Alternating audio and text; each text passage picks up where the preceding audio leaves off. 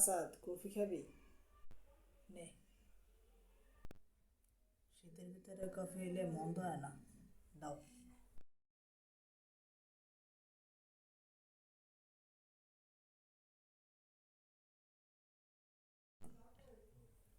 আচ্ছা, শুনলাম কফির বিন নাকি পশুর মল দিয়ে তৈরি হয়, এরকম কিছু শুনলাম।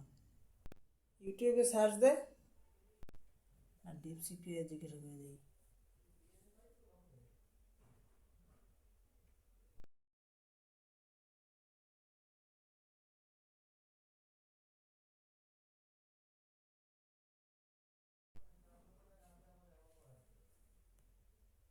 এই কফি আমি খাবো না।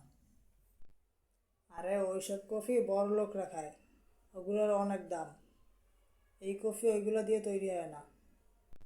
মিনিং ওই একরকমেরই বোঝায়। এই কফি আমি খাবো না, না।